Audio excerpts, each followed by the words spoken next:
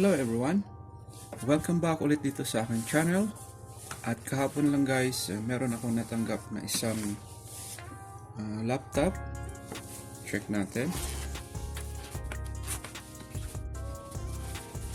Okay. Ito ay isang HP. Yes. Model niya ay HP Pavilion X360. Yan. Ito ay 14-inch display at Intel Core i5 processor na guys. Meron siyang GeForce Graphics. Oh, wow. Kung hindi ako nagkakamali, ito ay MX 130. Yung RAM nito ay 8GB. At meron siyang 1TB hard disk na SATA. So ito yung model na flexible at multi-touch display. So pag open mo ng ganyan, so pwede mo siyang i-flex na ganun. Yan. Diretso.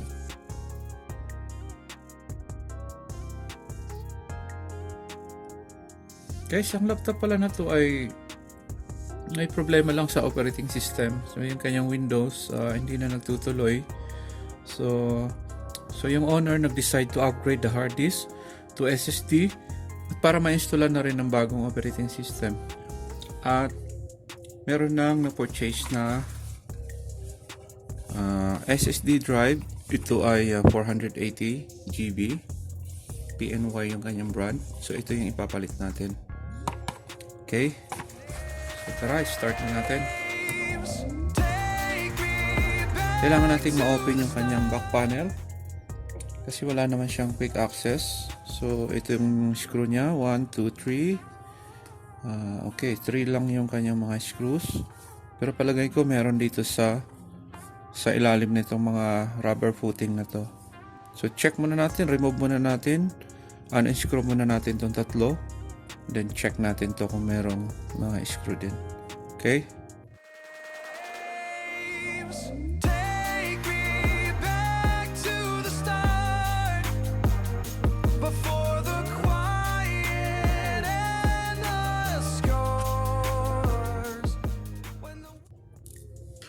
Okay, so now na-remove na natin yung tatlo.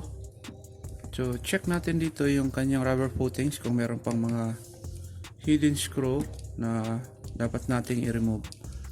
Okay, try natin tong sa front one. Okay, so dito guys, wala siya. Yan. Wala siyang screw. So it means yung kabilaan yan, wala yan. Check natin yung kabila.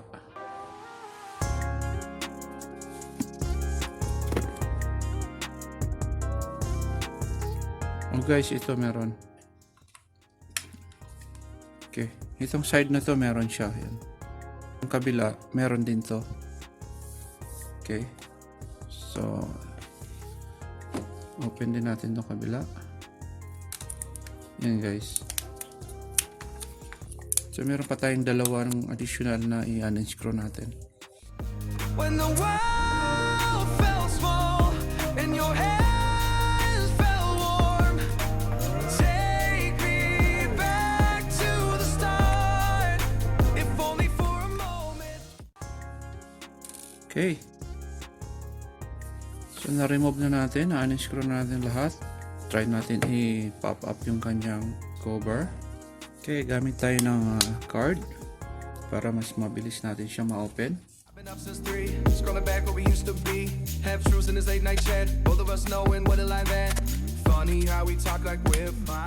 Okay, so pop up na siya.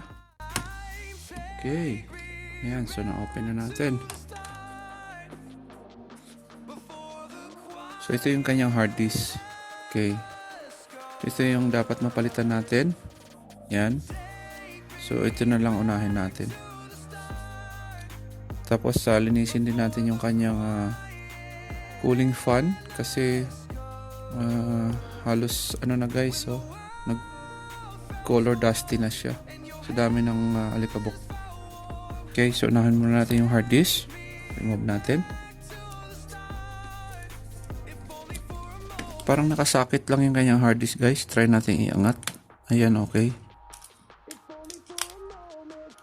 Naka ano lang. Sakit lang guys, yan o. So ito lang yung cable na tanggalin natin. Yan. Okay, so ito na-remove na natin. Yan. Na WD Western Digital na 1TB SATA hard disk. Okay. So ito yung papalitan natin. Try nating i-remove yung kanyang rubber. Meron siya kasing rubber protection guys. Yan. Naka-mount sa kanya. Okay. Yan. Ito yung rubber protection na mounting niya.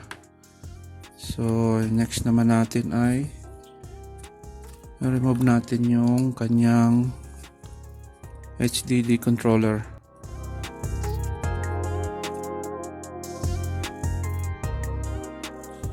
Meron pa rin siyang anti-static shield protection. Yan, ito. So, kasama dito sa kanyang hard disk controller. So, remove natin to.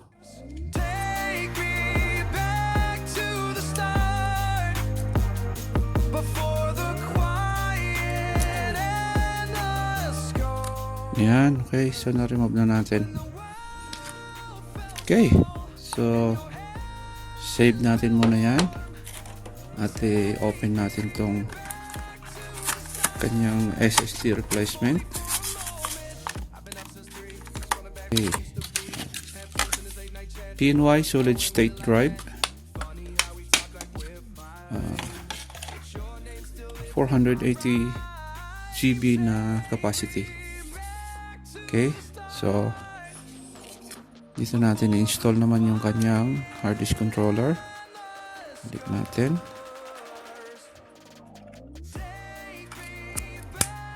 Yan.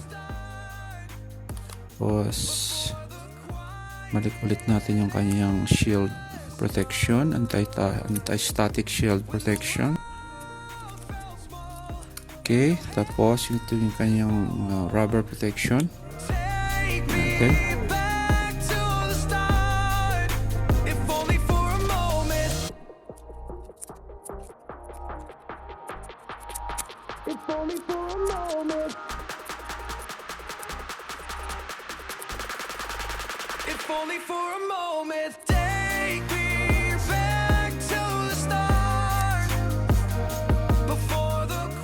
Okay, try natin siyang i-mount. Baka okay na. Kasi mas manipis yung solid state kaysa dito sa kanyang SATA drive. Kaya medyo maluwag na i-fit yung kanyang rubber mounting. Okay, try natin.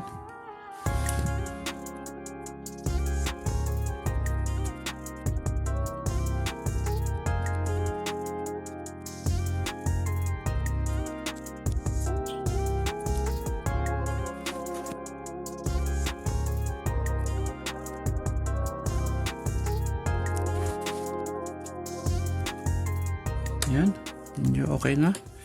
Then nilagay natin yung kanyang HDD cable.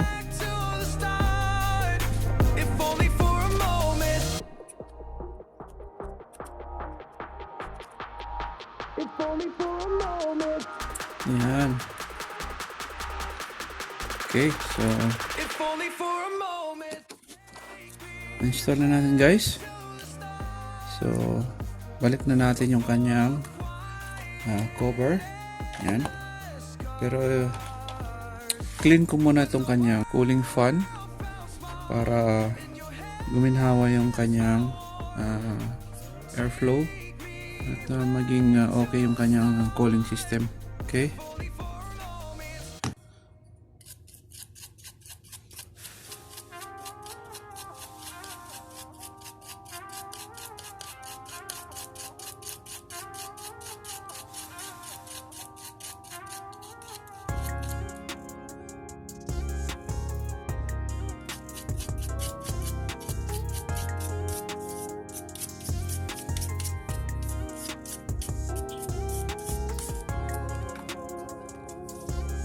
Okay guys, so malinis na siya.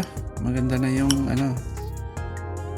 yung color niya, back to normal na. Okay, so balik na natin yung kanyang back panel cover.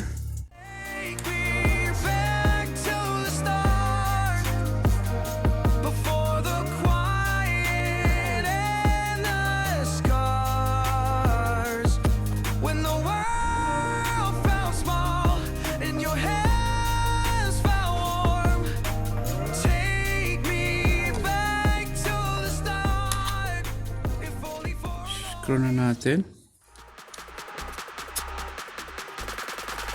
If only for a moment, take me back to the start, before the quiet and the scars, when the world felt small in your Okay, hands felt warm.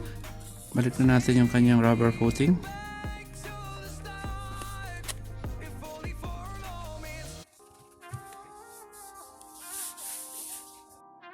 Ready na siya.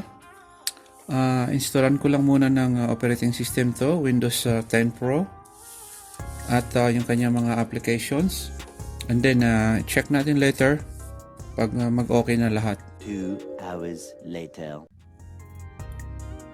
Okay guys, so tapos na natin ma-installan ng operating system, Windows 10 Pro 64-bit. Now, time to check na doon sa in-install natin na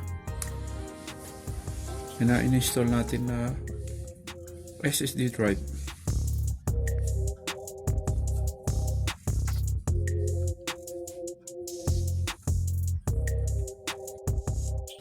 Check natin yung install nating SSD.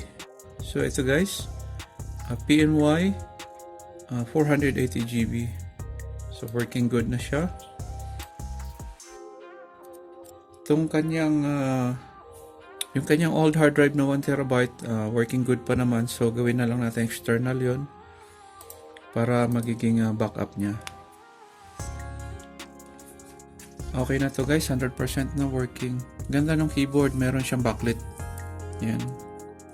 Meron siyang backlit control and touchscreen. Yan guys, ang bilis. Okay.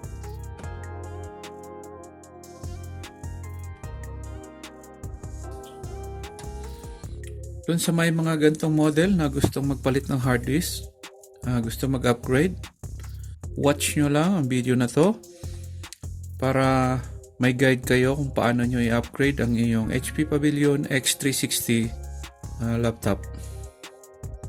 Okay guys, okay na lahat. Yung kanyang Windows ay updated na rin. Yan. Tapos yung kanyang ibang mga specs, lahat okay naman. Yung kanyang wireless, working good. Yan. Camera niya, so working good na lahat guys. At doon sa mga hindi pa nakapag-subscribe sa aking channel, huwag niyo pong kalimutan i-click ang subscribe button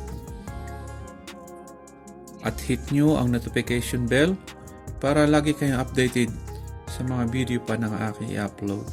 Thank you very much for watching and see you on my next video. Bye bye.